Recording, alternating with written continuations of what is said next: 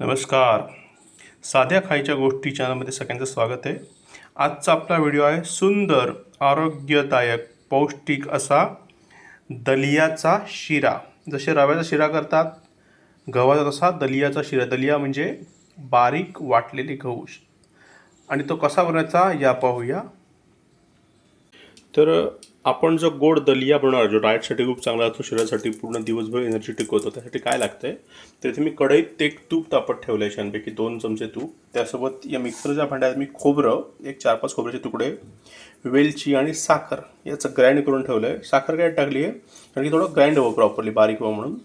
Mainly हा गुळाचा आहे, म्हणजे आरोग्यासाठी चांगला. म्हणून आपण त्या 1 वाटीभर गूळ, दूध आणि त्यासोबत सगळ्यात महत्त्वाचं इन्ग्रेडियंट जे आपलं आहे ते म्हणजे हा गहू तुटका गहू, त्याला दलिया असं म्हणतात. तो मी 3 ते 4 शिट्ट्या शिजून घेतल्या आहे पाण्यात. पाणी थोडं कमी आहे, जास्त नाही, आणि आपण याच्यात दुधासोबत पण शिजवणार आहोत.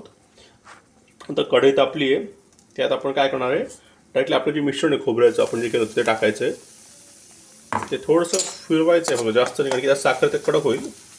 आणि कमी गॅसवर आपण लगेच त्यात दलिया टाकू. आणि आपण दलिया टाकला, याच्यात फक्त ते तूप, खोबरं मिश्रण, दलिया आणि गूळ, लगेच गूळ टाकणार आहे आपण, म्हणजे ते वितळायला टाईम लागतो म्हणून गूळ हे थोडा हलवून घेऊ आपण. आता तुम्ही बघाल तर गूळ असल्यामुळे कसं गूळ हळू वितळतो याच्यात, आणि आपण पाणी थोडं पण टाकलं अजूनपर्यंत, त्यामुळे हे थोडं पातळ होईल. आपण थोडंसं दूध टाकणार, दूध फाटू शकतं म्हणून दूध एकदम थोडंसं टाकायचं आहे. बस एवढं दूध टाकलं आपण, जवळपास असं समजू शकतो की एक अर्धा ग्लास फक्त दूध टाकलं आहे. आणि हे आता शांततेत होऊ द्यायचं आहे.